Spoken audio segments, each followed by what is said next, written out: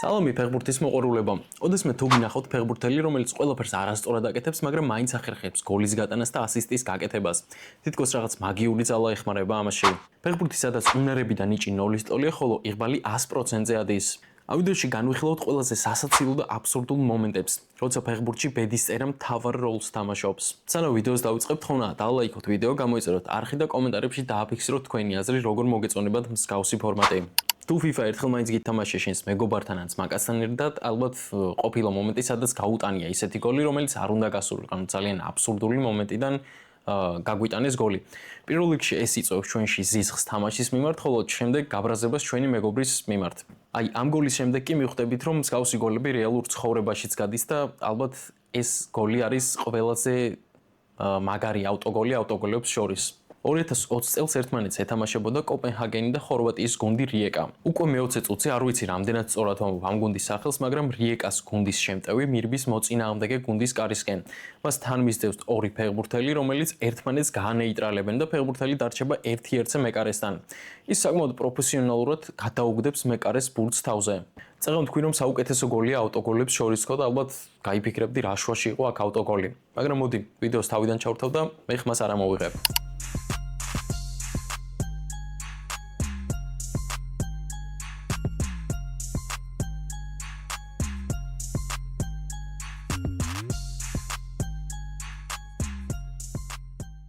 რამდენჯერაც ამ გოლს უყურე, იმდენივეჯერ ერორი ამომიგდო ტვინმა.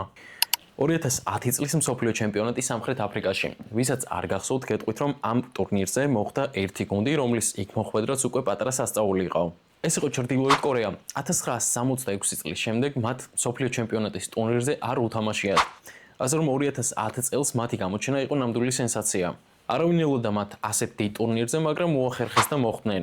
იმედია, კერა და ჩვენც აუცილებლად მოახერხებთ ამ ტურნირზე თამაშს. თავიდან ეთამაშებოდნენ ბრაზილიას, სადაც 2-1 დამარცხდნენ და ბევრს გაუჩნდა იმის იმედი, რომ შეიძლება კორეა ყოფილიყო სიურპრიზების ავტორი ამ ტურნირზე. თუმცა მათი ეს მოგზაურობა დიდხანს არ გაგრძელებულა. ჯგუფური ეტაპის მეორე მატჩში ჩრდილოეთ კორეა პორტუგალიას დაუპირისპირდა.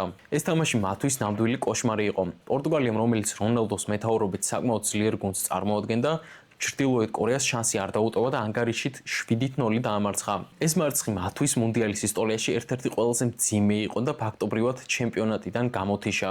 მიუხედავად სოლიდური ანგარიშისა და ცალმხრივი თამაშისა, ამ მატჩში იყო ერთი მომენტი, რომელიც აუცილებლად უნდა გავიხსენოთ. 97 წუთზე რონალდო გადის 1-1-ზე მეკარესთან და ის ცდილობდა თავზე წამოგდებას, რადგანაც ბურთი ავარდება ჰაერში და მის დაუნებურად ბურთი დაეცემა კეფაზე. საბედნიეროდ ბურთი ისევ მის წინ აღმოჩნდება და შეძლებს გოლის გატანას. ერთი შეხედვით საკმაოდ ლამაზი გოლია, თუმცა ჩემი აზრით იღბალმა ძალიან დიდი როლი ითამაშა. მოდი შორს არ წავიდეთ და გავიხსენოთ 2010 წლის ჩემპიონთა ლიგის მერვედ ფინალი, სადაც ერთმანეთს დაუპირისპირდა მილანი და მანჩესტერ იუნაიტედი. მატჩის მესამე წუთზე რონალდინიომ შეძლო ანგარიშის გახსნა და დააწინაურა მილანი, თუმცა ეს დიდხანს არ გაგრძელებულა.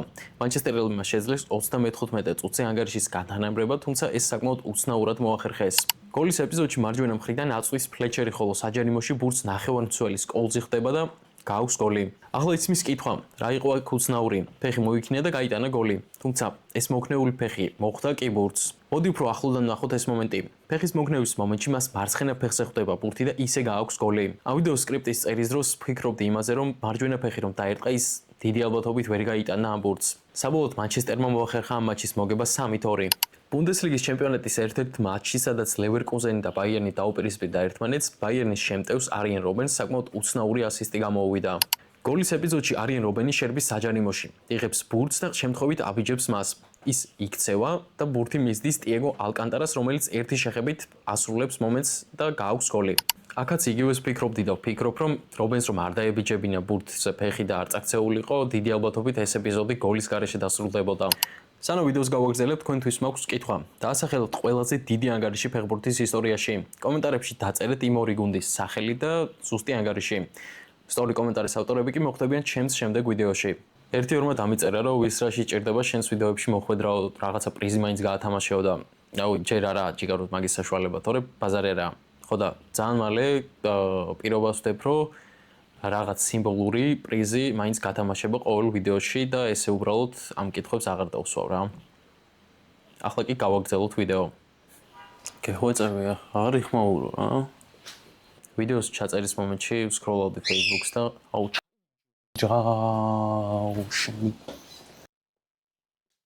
ვიდეოს კეთების პროცესში კიდევ ერთხელ დავწმუნდი, რომ FIFA-ს თამაშის დროს ტყუილად მეშლება იმ გოლებზე და მომენტებზე ნერვები, რადგან მსგავსი მომენტები რეალურ ფეხბურთშიც ხდება.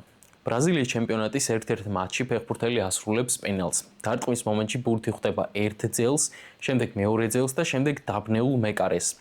ეს ალბათ ყველაზე იღბლიანი მეკარეა ფეხბურთის ისტორიაში, რადგან ორი ძელის შემდეგ მეკარე გაურკვევლად ტრიალებს ადგილზე, ეძებს ბურთს, ვერ გაუგია სადაა და პარალელურად სეივს აკეთებს, ისე რომ თვითონაც არ იცის.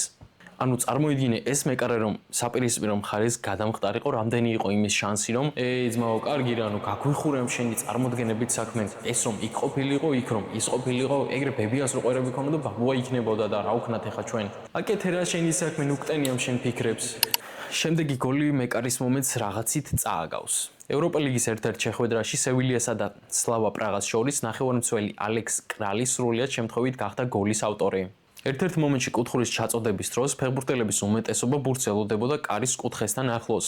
თუმცა ყველაზე მეტად ვინც არ ელოდებოდა, იმას ხვდება ბურთი და გადის გოლი. ალექს კრალი მეკარესავით დაბნეული იყურებოდა იქით-აქით და რამოდენიმე წამი ვერ მიხვდა რომ გოლი გაიტანა.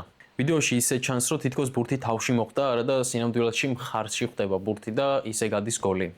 მოდით დაუბრუნდეთ ისევ ახალგაზრდა რონალდოს. ჩემპიონთა ლიგის შეხვედრაში რომას წინააღმდეგ ახალგაზრდა ვარსკვლავი ცდილობდა საკუთარი გოლშემატკივრებისთვის თავი მოეწონებინა და რაღაც ფინტი გაეკეთებინა. თუმცა ფინტის გაკეთების მომენტში ფეხი აუსრიალდება და გამოუვა ისე, რომ ორი ფეხბურთელი ძალიან მარტივი მოძრაობით ჩამოიშორა. მოდი გავიხსენოთ რამოდენიმე დღის წინ მომხდარი მომენტი, სადაც ხვიჩა კვარაცხელიამ სრულიად შემთხვევით და არაფრიდან გაიტანა გოლი. ამ მომენტს დავარქვი, როცა გეგმები ისე არ მიდის როგორც შენგიდა, მაგრამ დასასრული იდეალურია. ალბათ ყველა მიცით ახალი ტურნირი მსოფლიოს საკლუბო ჩემპიონატი, რომელიც ამერიკაში ტარდება. მესამე ტურში ერთმანეთს დაუპირისპირდა სიეტლ საუნდერსი და პარი სენ-ჟერმენი. 35 წუთზე ვიტინია ცდილობდა საჯარიმოს გარედან კარის მიმართულებით დარტყმას. ნუ ყოველ შემთხვევაში მას უნდოდა ასე. თუმცა ბურთი ხვდება ხვიჩა კვარაცხელიას და გადის გოლი. აი ესე სრულიად შემთხვევით ხვიჩა კვარაცხელიამ მის დაუნებურად გაიტანა გოლი. ზოგი ცდილობს 90 წუთის განმავლობაში რომ გაიტანოს გოლი და ვერ გააქვს, მაგრამ აგერ ჩვენი ძმა უბრალოდ იდგა, არაფერს არ აკეთებდა, ბურთი მოხვდა და გოლი გაიტანა.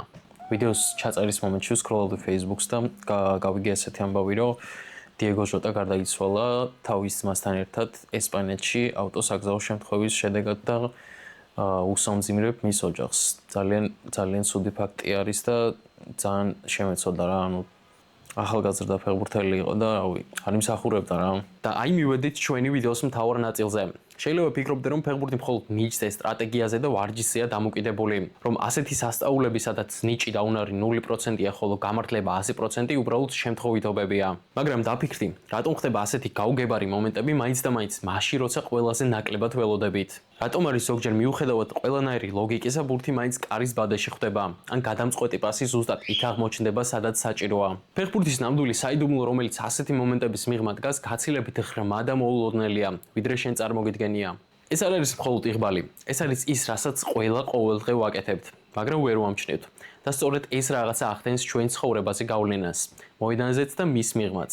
მეგობრებო, დღეისათვის სულ ეს იყო. თუ ვიდეოს ამ მომენტამდე უყურე, ესე იგი მოგეწონა ის, მაშინ დაალაიქე, გამოიწერე არხი და დააკომენტარე მსგავსი მომენტები, რათა მეორე ეპიზოდიც გადავიღო.